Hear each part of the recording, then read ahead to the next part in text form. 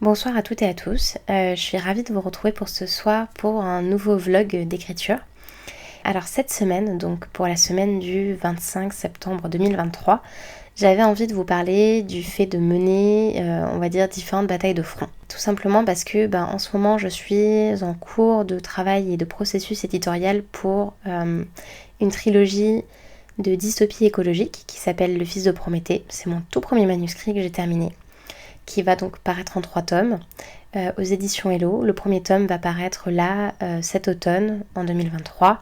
Le prochain, normalement, au printemps ou à l'été 2024, ainsi de suite. Sur les 2 dernières semaines, j'étais vraiment en travail sur la relecture papier que j'avais effectuée.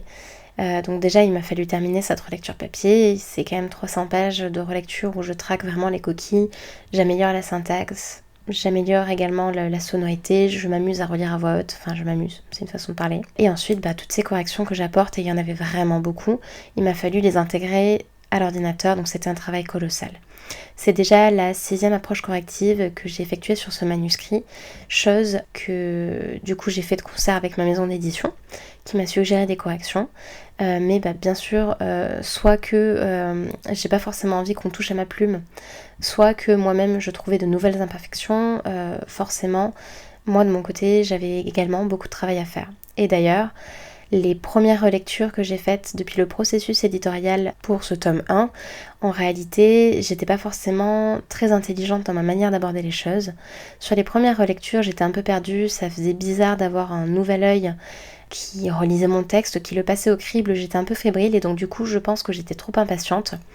Et j'ai pas pris ce temps-là d'imprimer en papier, de prendre vraiment le temps aussi de peser les pour et les contre, de me laisser maturer ce texte-là pendant la phase éditoriale. J'avais envie que ça aille vite parce que je m'étais donné des délais de publication qui étaient finalement l'un dans l'autre relativement intenables. Et que d'ailleurs je n'ai pas respecté parce que j'avais envie de faire les choses bien. Ce qui fait que j'étais très frustrée et que du coup j'en suis arrivée à 6 approches correctives avec ma maison d'édition. Notamment aussi parce que mon manuscrit est parfois un peu compliqué. Il y a un des personnages qui parle avec beaucoup de termes en ancien français.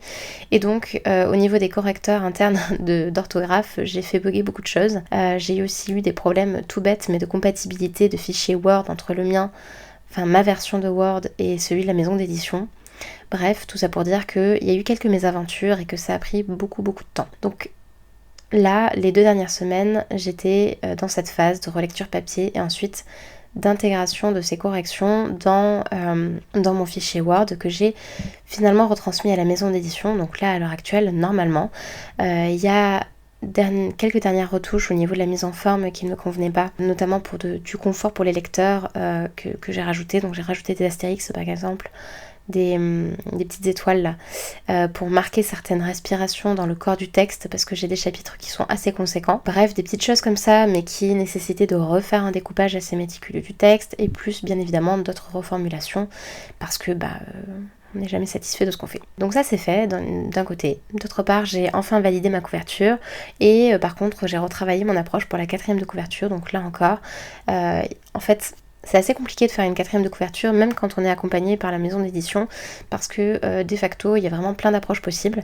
Et moi, celle que ma maison m'avait proposée, qui était quelque chose de vraiment très résumé, très impactant et très dans le vif du sujet et très mystérieux, moi ça m'allait pas, j'avais envie de quelque chose d'un peu plus descriptif et de plus long. Donc je me suis amusée à retravailler, donc oui, en fait, je suis d'accord, je rentre typiquement dans le profil de l'autrice chiante qui n'est jamais d'accord avec rien de ce qu'on lui propose. Sans doute. Je suis tatillonne et en même temps, c'est vrai que ça fait quand même depuis 2019 que j'y travaille, ça fait 4 ans. Enfin bref, le temps que la trilogie paraisse, je pense qu'il y aura facilement eu même 5, 6, voire 7 années qui se sont écoulées avant que j'arrive au bout de ce manuscrit. Tout ça pour dire que j'estime aussi que je suis en droit d'être tatillonne sur ce premier gros projet. Bon bref, on s'en fiche, parenthèse clôturée. Donc ça c'était pour la relecture du manuscrit. Le Fils de Prométhée, apparaître donc cet automne 2023, qui parle de dystopie écologique. En parallèle de ça, j'avance sur un premier jet qui est là pour le coup plutôt un conte écologique, donc quelque chose de plus léger, de plus humoristique, qui sera normalement un peu plus court, même si je commence déjà à écrire beaucoup plus que ce que je pensais initialement. Donc là j'ai dépensé j'ai dépensé, pas du tout. J'ai dépassé les 30 000 mots avec mon chapitre 10. Je vais avoir une vingtaine de chapitres à peu près qui vont être consacrés à ce manuscrit. Honnêtement, c'est un peu fastidieux parce que j'ai beaucoup de travail en ce moment entre le travail sur du coup ma fameuse trilogie, ma saga, qui en est au processus éditorial et que du coup, bien évidemment, qui a la priorité quand même si c'est pas forcément le plus fun. Ma vie familiale et professionnelle également qui me prend beaucoup de temps. Et la promotion de mon roman, là encore, c'est quelque chose de très chronophage, ce qui fait que pour mes premiers jets en cours, au final, j'y consacre à peu près une demi-heure à 45 minutes par jour, souvent pendant ma pause déjeuner, parfois le matin avant le travail ou le soir après avoir fini le travail et lorsque j'ai un petit peu de temps devant moi. Donc là, par exemple, concrètement, si je dois vous dire de manière concrète comment s'est déroulée ma soirée, 21h, elle commence, entre guillemets. J'ai écrit pendant 1 heure. Je me suis laissé le temps un petit peu de savourer, donc bon, j'ai pas écrit énormément, j'ai écrit un peu moins de 1000 mots, mais j'étais contente quand même.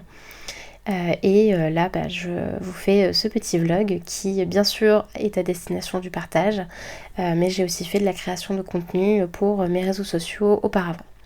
Il est 22h, donc on peut considérer que j'entame, en gros, ma soirée se dispatche entre écriture pure et travail promotionnel au sens large, en tout cas pour faire connaître un peu mes écrits et puis pour en parler en tout cas sur la toile, que ce soit pour tisser des liens avec d'autres auteurs, d'autres lecteurs, mais aussi évidemment parler un petit peu de mon roman parce qu'autrement personne ne saura jamais que je l'ai écrit.